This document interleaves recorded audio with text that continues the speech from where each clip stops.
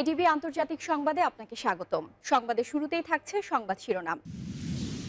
চীনের সঙ্গে সম্পর্ক না রাখা হবে বোকামি, স্টারমার। বাংলাদেশের পোশাকের ব্যবসা দখলের আশায় ভারত। প্রতি মাসে ৫০,০০০ রুশ সেনা হত্যার পরিকল্পনা জেলেনস্কির।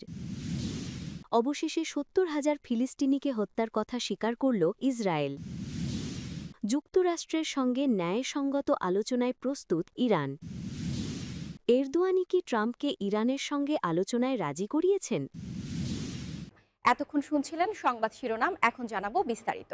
চীনের সঙ্গে সম্পর্ক না রাখা হবে বোকামি, স্টারমার। চীনের সঙ্গে কূটনৈতিক ও বাণিজ্যিক সম্পর্ক ছিন্ন করা বর্তমান প্রেক্ষাপটে বোকামি হবে বলে মন্তব্য করেছেন ব্রিটিশ প্রধানমন্ত্রী কিয়ার স্টারমার। স্থানীয় সময় শুক্রবার ৩০ জানুয়ারি চীনের সাংহাইয়ে সংবাদমাধ্যম বিবিসিকে দেওয়া এক বিশেষ সাক্ষাৎকারে তিনি এই মন্তব্য করেন। ব্রিটিশ প্রধানমন্ত্রী স্পষ্ট করে বলেন, বর্তমান অস্থির বিশ্ব পরিস্থিতিতে আন্তর্জাতিক ঘটনা প্রবাহ সরাসরি দেশের অভ্যন্তরীণ বিষয়ের ওপর প্রভাব ফেলছে, তাই বিশ্বমঞ্চের প্রভাবশালী দেশগুলোর সঙ্গে যুক্ত থাকা যুক্তরাজ্যের জন্য অপরিহার্য।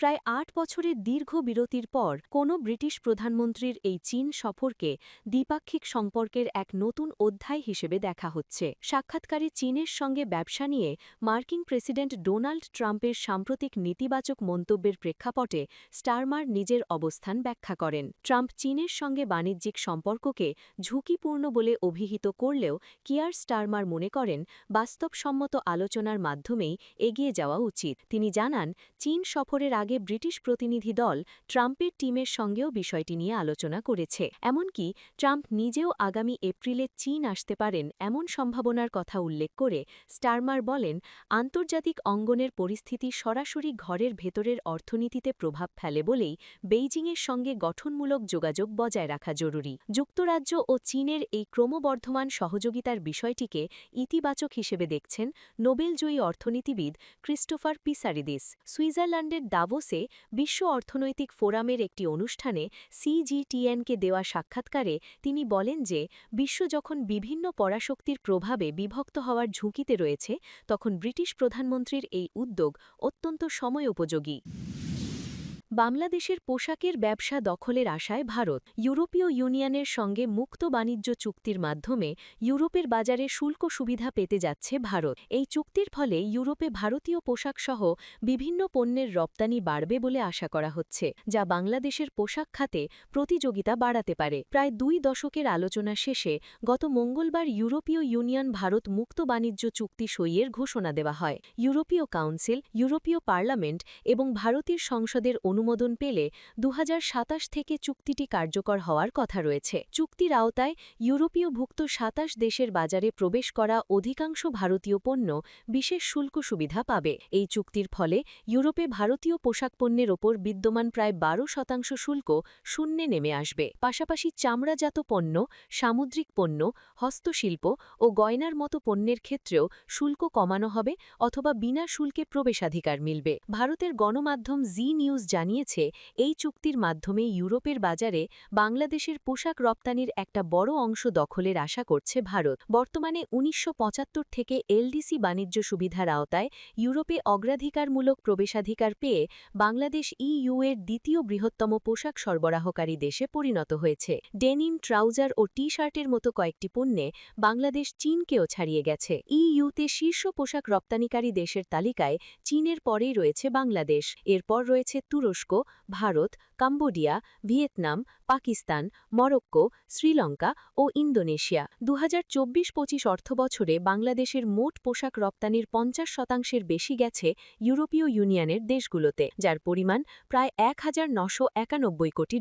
ইইউ এর সঙ্গে চুক্তির পর ভারতের বাণিজ্য মন্ত্রী পীয়ূষ গোয়াল বলেন, ইউরোপে ভারতের টেক্সটাইল রপ্তানি দ্রুত $৭ বিলিয়ন থেকে বাড়িয়ে $৩০ থেকে $৪০ বিলিয়ন নেওয়া সম্ভব হবে বলে তিনি আশা করেন। তার ভাষায়, বাংলাদেশ কিভাবে শুল্কমুক্ত সুবিধা নিয়ে ইউরোপে বড় বাজার দখল করেছে, এই প্রশ্ন আমাদের করা হতো। প্রতি মাসে ৫০,০০০ রুশ সেনা হত্যার পরিকল্পনা জেলেনস্কির। ইউক্রেন যুদ্ধের অচলাবস্থা কাটাতে এবং আলোচনার টেবিলে রাশিয়াকে দুর্বল করতে এক নতুন ও আক্রমণাত্মক রণকৌশল ঘোষণা করেছেন প্রেসিডেন্ট ভলোদিমির জেলেন্সকি সম্প্রতি সামরিক বাহিনীর কর্মকর্তাদের সাথে এক বৈঠকে তিনি জানান ইউক্রেনীয় ইউনিটগুলোর মূল লক্ষ্য হবে প্রতি মাসে অন্তত ৫০,০০০ রুশ সেনাকে রণক্ষেত্রে নির্মূল করা। জেলেন্সকির মতে এই সংখ্যাটি এমন একটি পর্যায়ে থাকা উচিত যা রাশিয়ার মাসিক নতুন সেনা নিয়োগের সক্ষমতাকে ছাড়িয়ে যাবে, যাতে ক্রেমলিন শেষ পর্যন্ত পিছু হটতে বাধ্য হয়। জেলেন্সকি আরও জানান, গত বছরের শেষ মাসগুলোতে রুশ বাহিনীর ক্ষতির পরিমাণ ধারাবাহিকভাবে বেড়েছে।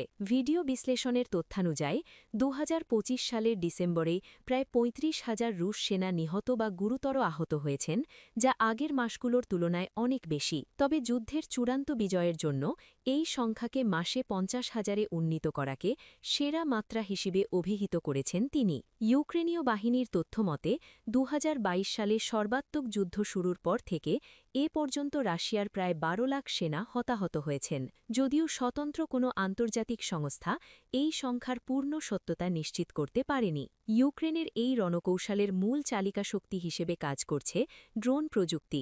জেলেন্সকি জানান, বর্তমানে যুদ্ধক্ষেত্রে লক্ষ্যবস্তুর ৮০%ই ড্রোন দিয়ে আঘাত করা হচ্ছে। এই সক্ষমতা বাড়াতে এবং উৎপাদন ত্বরান্বিত করতে তিনি সম্প্রতি মিখাইলো ফেদোরভকে প্রতিরক্ষা মন্ত্রী হিসেবে নিয়োগ দিয়েছেন, যিনি ড্রোন উদ্ভাবনে বিশেষজ্ঞ।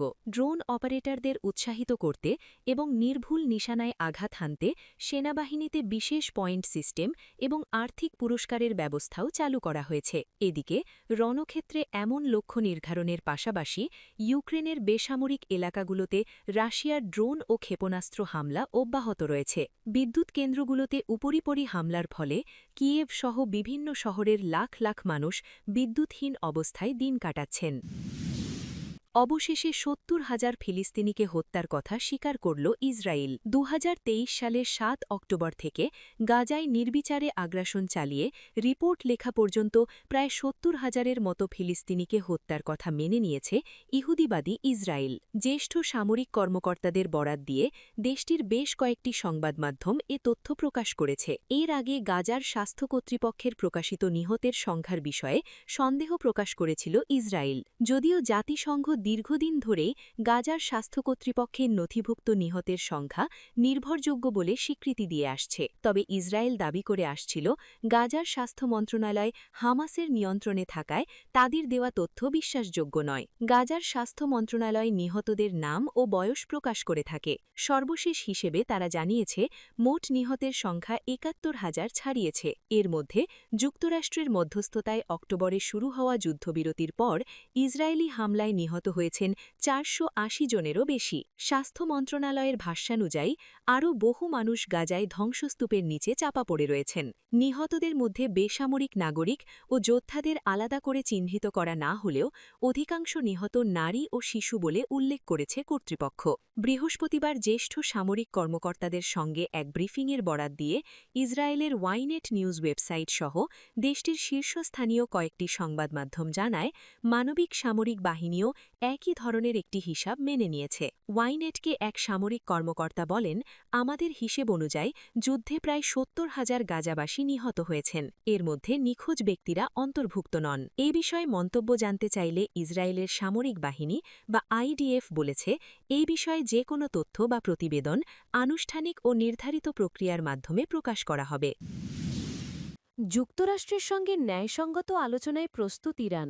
যুক্তরাষ্ট্রের সঙ্গে ন্যায়সঙ্গত ও সমতাভিত্তিক আলোচনায় ইরান প্রস্তুত রয়েছে বলে জানিয়েছেন দেশটির পররাষ্ট্রমন্ত্রী আব্বাস আরাগচি। তবে তিনি স্পষ্ট করে দিয়েছেন, কোনো ধরনের হুমকির মুখে এ আলোচনা সম্ভব নয়। ইরানের পররাষ্ট্রমন্ত্রী এমন এক সময় এ মন্তব্য করলেন যখন মার্কিন প্রেসিডেন্ট ডোনাল্ড ট্রাম্প তেহরানের বিরুদ্ধে সামরিক ব্যবস্থা নেওয়ার সম্ভাবনা নাকচ করেননি। গতকাল শুক্রবার তুরস্ক সফরকালে সাংবাদিক আরাগচি বলেন, আলোচনায় বসতে ইরানের কোনো সমস্যা নেই, তবে হুমকির ছায়াতলে কোনো আলোচনা হতে পারে না। তুরস্কের পররাষ্ট্রমন্ত্রী হাকান ফিদানের সঙ্গে এক যৌথ সংবাদ সম্মেলনে আরাগচি বলেন, আমি দ্ব্যর্থহীনভাবে বলতে চাই, ইরানের প্রতিরক্ষা ও ক্ষেপণাস্ত্র সক্ষমতা কখনো কোনো আলোচনার বিষয়বস্তু হবে না। আমাদের জনগণের নিরাপত্তা অন্য কারো মাথাব্যথার বিষয় নয়।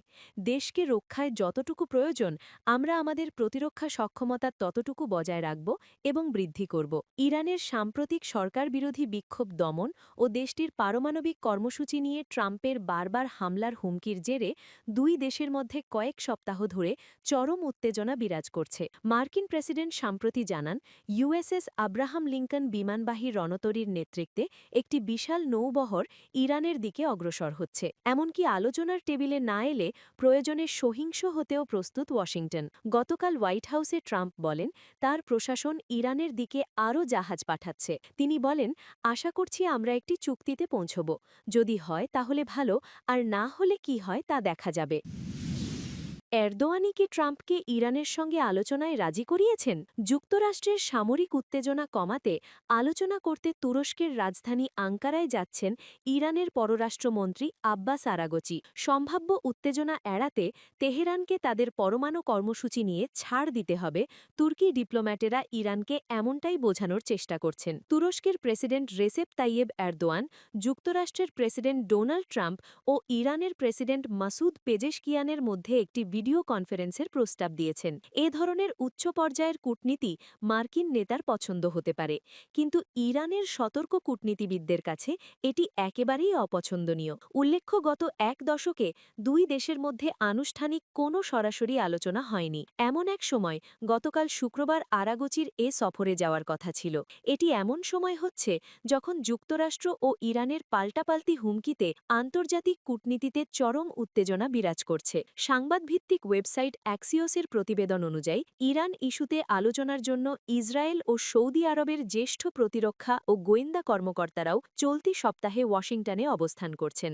গত বৃহস্পতিবার মন্ত্রিসভার এক বৈঠকে মার্কিন প্রতিরক্ষামন্ত্রী পিট হেগসেথ বলেন, চুক্তি করার সব পথ ইরানের সামনে খোলা রয়েছে। তাদের পরমাণু সক্ষমতা অর্জনের পথে হাঁটা উচিত নয়। প্রেসিডেন্ট যা প্রত্যাশা করবেন আমরা তাই করতে প্রস্তুত। সম্প্রতি ট্রাম্প সতর্ক করেন, ইরানের জন্য সময় দ্রুত ফুরিয়ে আসছে। তিনি হুঁশিয়ারি দিয়েছেন, যদি যুক্তরাষ্ট্র হামলা চালায় তা হবে ভয়ঙ্কর এবং ভেনেজুয়েলায় যুক্তরাষ্ট্রের সামরিক হস্তক্ষেপের চেয়ে অনেক বেশি বিস্তৃত। তবে বৃহস্পতিবার রাতে ওয়াশিংটনের কেনেডি সেন্টারে বক্তব্য দিতে গিয়ে ট্রাম্প কিছুটা নমনীয় সুরে কথা বলেন। তিনি জানান, ইরানের সঙ্গে কথা বলার পরিকল্পনা করছেন তিনি। ট্রাম্প বলেন, এই মুহূর্তে আমাদের অনেক বড়, খুবই শক্তিশালী জাহাজ ইরানের দিকে এগোচ্ছে।